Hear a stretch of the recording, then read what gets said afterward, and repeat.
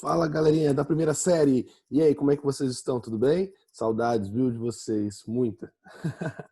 Pessoal, seguinte, hoje nós vamos encerrar aí essa escola literária que a gente está vendo, né? Que nós vimos com classicismo. Começamos vendo classicismo, vimos todo o contexto histórico, o momento, né? O início do Renascimento. Para quem quer saber mais a relação à história aí, é Renascimento, esse período, que é o século XVI, de 1500 a 1600. Falei bastante com vocês sobre esse aspecto, as características dessa escola, a importância que ela tem para a humanidade.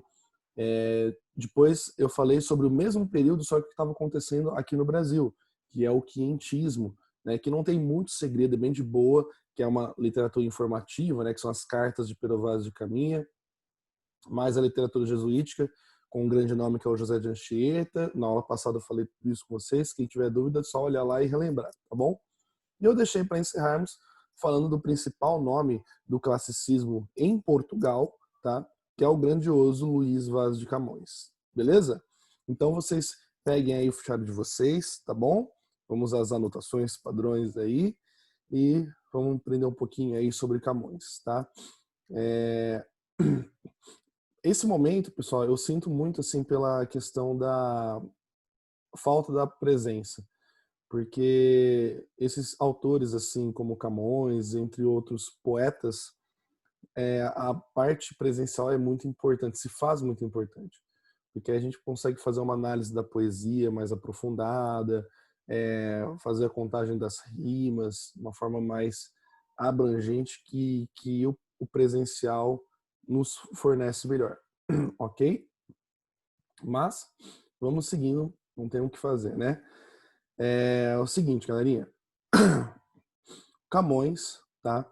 1524, 1580. Vai ser o principal nome, então, da literatura portuguesa desse período do classicismo, tá bom? Ele é o nome que mais cai aí, que está sempre circulando nos vestibulares, então tem que compreender bem sobre ele, tá bom? Como vocês podem ver aí, ele nasceu em Lisboa, onde teve uma boa educação. Ele vem de uma família, né, não de nobres, mas de uma burguesia, vamos dizer assim, né? Então ele teve um bom estudo, teve uma boa família, demonstrou afeto pela literatura e o conhecimento isso muito cedo já, tá? Na sua juventude ele já demonstrava um apreço por isso e tudo mais. Alguns estudiosos mostram que ele teve uma vida, em sua maioria, regrada à boemia e à promiscuidade, ou seja, o Camões era um pouquinho safadinho aí. Gostava de uma vida noturna, uma curtição, certo? Até um ponto em que ele sofre uma desilusão amorosa, ele sofre por amor. Olha só como o sofrimento do amor nos traz influência, hein? Quem sofreu por amor aí tá pensando agora, é verdade, professor, é verdade.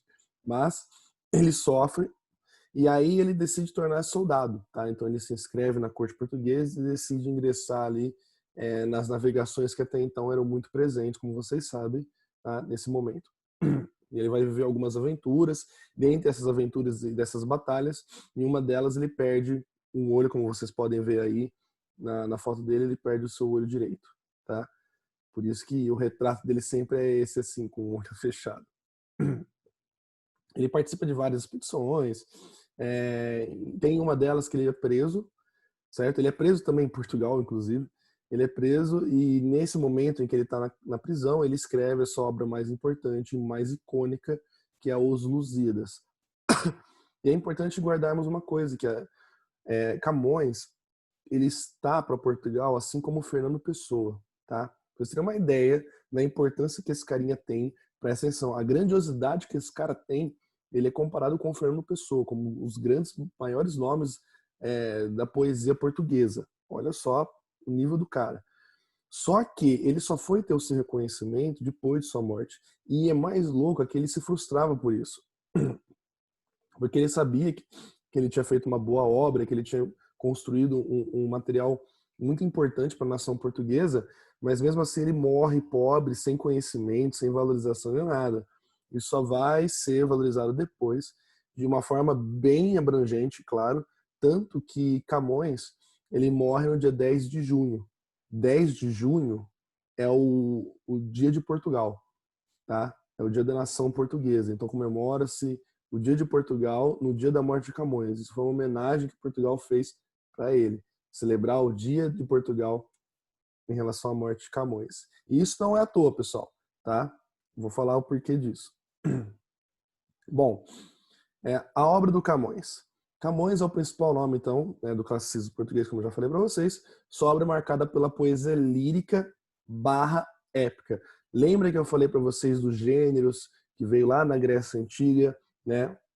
A prosa, que é o épico, o lírico, que é a poesia, e o drama, que é o teatro? Pois bem, a obra de Camões, ela vai transcender entre lírico e épico e trabalhar junto. Ele faz o que chamamos de lírico épico, né? Que é as duas formas, assim, em forma de poesia, ele narra uma história, ele narra alguma aventura, ele narra algum acontecimento. Quando isso ocorre, pessoal, nós chamamos de lírico histórico, é muito importante, porque eu já vi questões de vestibular, cair isso. O lírico, para ele ser de fato lírico, poesia, ele tem que ser subjetivo, ele tem que trabalhar sentimentos, ele tem que trabalhar ali uma alusão do eu, né, do poeta, em pensamento. Isso é o lírico de fato. Agora, quando nós temos uma narrativa de uma história, mesmo em formato de poesia, nós temos o lírico épico, ok? Importante guardar isso. Bom, em maior parte venciado através de sonetos, tá? Lembra que eu já falei com você sobre soneto, aqueles poemas decassílabos, né, com 2 quartetos e 2 tercetos, são 14 versos, nós já vimos sobre isso. Então ele vai fazer a sua maior produção nesse modelo. Entretanto, tá, como fala aqui, ressaltamos que Camões produziu cantigas e trovas, além de poemas nos padrões tradicionais da época, ou seja, redondilhas maiores e redondilhas menores. Professor, o que são redondilhas maiores e menores? Redondilhas menores são poemas de 5 sílabas, né, 5 sílabas poéticas, e maiores são de 7, tá bom? Decassílabos são de 10. Lembra que a gente faz a contagem das sílabas lá, e na contagem silábica da poesia é diferente, né, da tradicional? Pois bem, a redondilha menor é quando nós temos 5 sílabas, tem que dar, cada verso tem que ter 5, e maiores 7. Isso era o padrão da época. Até que Camões vem e começa a produzir sua literatura em sonetos, ok? A sua obra diversifica aspectos do cotidiano, o amor é antítese, ou seja, esse amor contraditório, porque antítese é contradição, né, figura de linguagem, da dúvida pelo atual momento da nação. Como assim, professor, esse amor é antítese aí? Por exemplo, o amor trazendo felicidade, trazendo tristeza, são opostos, né? A antítese aí, né? Altos e baixos, vamos dizer assim. Né? E, mediante tudo isso, a dúvida que preponderava pela nação, porque a nação estava descobrindo, perdão, novas terras, novos povos, vivendo novos momentos assim históricos, e em grande parte dos portugueses não estavam sabendo lidar com isso. Aliás, nas suas obras, principalmente nos Lusíadas, que é a sua principal obra, a gente percebe ali, por exemplo, uma dificuldade do europeu em poder se aproximar ou se identificar com outros povos, outras nações do Oriente Médio, até mesmo aqui os índios, né, nos Tupiniquins, eles tinham aquela coisa de não conseguir se relacionar, de manter a soberania europeia, vamos dizer assim. Ok? Aqui nós temos um trecho que fica muito claro, né? Esse ponto aí da antítese, né? Do amor. Ah, o amor, que nasce não sei onde, vem não sei como, e dói não sei porquê. Olha só. Né? Então percebam a dor, o nascimento. Então a gente tem o nascimento, que é um momento de deslumbre, de alegria, e a dor, né? Então a dúvida perando, certo? Olha só esse outro poema aqui, pessoal. Verdes são os campos, tá? Do poema, de Camões. Verdes são os campos, de cor de limão, assim são os olhos do meu coração. Campo que te estendes com verdura bela, ovelhas que nela vosso pasto tendes, de ervas vos mantendes, que traz o verão, e eu das lembranças do meu coração. Gados que passeis com contentamento, com contentamento vosso mantimento. Não no entenderei. Peraí que tá muito pequeno aqui, pessoal. Eu tô ficando cego já. Não no entendereis. Isso que comeis não são ervas, não. São graças os olhos do meu coração. Olha que legal como ele relaciona a questão do amor, do eu, em relação ao campo, né? Uma visão aí um pouco até bucólica. Isso aqui é uma característica do arcadismo que a gente vai estudar ainda, tá? Mas percebam aí como ele trabalha bem esse jogo, e aqui ele faz com redondilhas menores. Olha só. Verdes são os cão. Né? A gente termina na última sílaba tônica sempre. De cor de limão. Então, temos sim, em redondilhas menores, um poema clássico mostrando que ele também não trabalha só com soneto.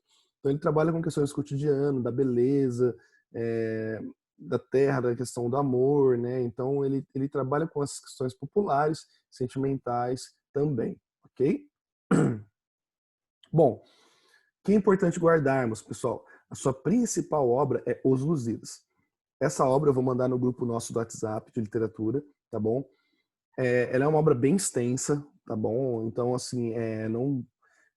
se você conseguir ler tudo, maravilha, ok? Mas eu peço que vocês pelo menos leiam alguns trechos, porque eu sei que ela é bem cansativa, ela é tudo em soneto, então é uma obra muito grandiosa, mas que vocês consigam ler pelo menos alguns trechos, algum dos cantos, ok? Então, olha só, ela foi publicada em 1562, o livro Os Lusíadas é um clássico da literatura portuguesa, dividido em 10 cantos. O longo poema épico é um grande elogio ao povo português. Olha lá, viu? Poema épico, porque ele vai narrar uma história. O poema épico é dividido em 10 cantos. No total, são 1.102 estrofes. Olha isso, o tamanho disso. Cada um com 8 versos. Todos decassílabos heróicos. Seu principal objetivo é cantar os feitos portugueses junto ao herói Vasco da Gama. Então, essa obra, pessoal, ela vai retratar as conquistas, tá, dos portugueses. E é por isso que Camões é tão importante em Portugal. Por isso que celebra o Dia de Portugal no dia de sua morte. Porque Camões ele foi um símbolo do patriotismo português. Tá? Lembrando que nacionalismo e patriotismo são coisas diferentes, ok? Posso falar sobre isso se vocês tiverem curiosidade. Mas aqui a gente está falando de patriotismo, orgulho pela sua pátria, tá? Pela sua terra. Então, assim, ele vai, em Os Lusíadas, trazer todo aquele conceito do classicismo. Então, ele vai expressar o orgulho português, as conquistas, né? A viagem de Vasco da Gama para as Índias e sua conquista, sua exploração e tudo mais. Claro que nessa obra nós vamos ter vários momentos também onde ele vai retratar a questão do pecado, dos desejos carnais. Nós temos um canto que fala sobre isso, os desejos dos portugueses, aventuras, e também vai ter aquele aspecto grego, né, que eu falei para vocês que o classicismo eles puxam, né?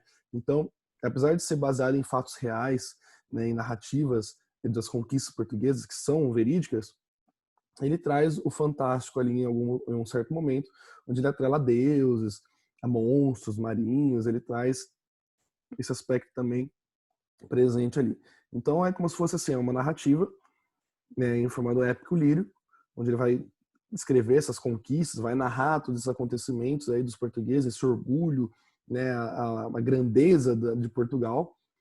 Só que também ele vai atrelar ali alguns fatos, né, místicos e tudo mais, que é do classicismo, né, buscando a questão do grego romano, como a gente já viu. Quem tiver dúvida, assiste a aula passada lá de classicismo, ok? Então essa obra ela é muito marcante. E por isso que Camões, quando ele morre, depois de um tempo, ele vai ser reconhecido pelo seu grande patriotismo, pelo seu orgulho de Portugal, e vira esse grande nome que ele é. Tá? Sem contar que essa é uma obra extremamente grandiosa e muito bem feita, porque vocês sabem que escrever um verso decassílabo é muito trabalhoso, fazendo 10 sílabas poéticas. Imagina ele que fez mais de 1.000, né? Então, para a gente encerrar, vamos ver um trechinho do canto 1, lembrando que eu vou mandar essa obra para vocês em PDF no nosso grupo de literatura. As armas e os barões assinalados, que do ocidental praia lusitana, por mares nunca de antes navegados, passaram ainda além da Taprobana, em perigos e guerras esforçados, mais do que prometia a força humana, e entre gente remota edificaram novo reino que tanto sublimaram. Olha só, como ele já descreve aqui, que os portugueses eles enfrentaram além da força humana, né? Olha só, até a hipérbole, né? O exagero é bem constante aqui.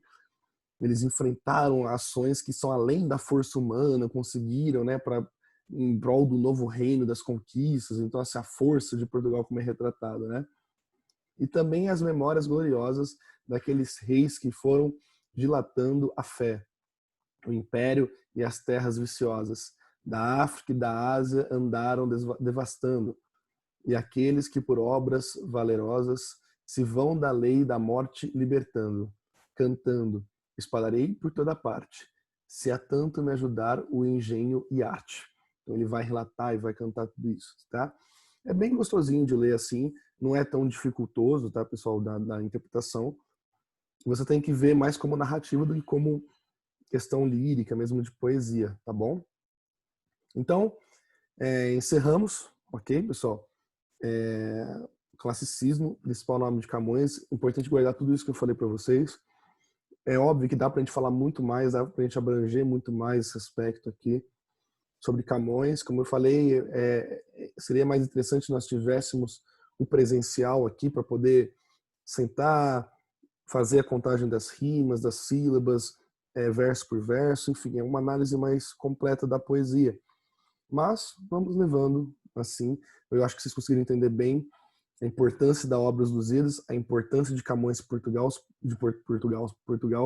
por que ele é tão importante assim, certo? E no mais, é isso, galerinha. Encerramos então a prova de vocês: classicismo e Camões, quientismo, as cartas do Pero Vaz de Caminha e a literatura jesuítica de José de Anchieta, tá bom? Que vai cair na prova de vocês. Depois eu ainda vou encerrar esse século, tá? Esse século XVI, falando sobre um nome que vocês vão adorar, as meninas adoram quando falo dele, que é o Sr. William Shakespeare. Ele encerra esse período do classicismo, porque o Shakespeare ele é final do século e início do século XVII, tá? Ok, turma? Então, um forte abraço para vocês, se cuidem, fiquem com Deus e até mais. Hashtag amo vocês.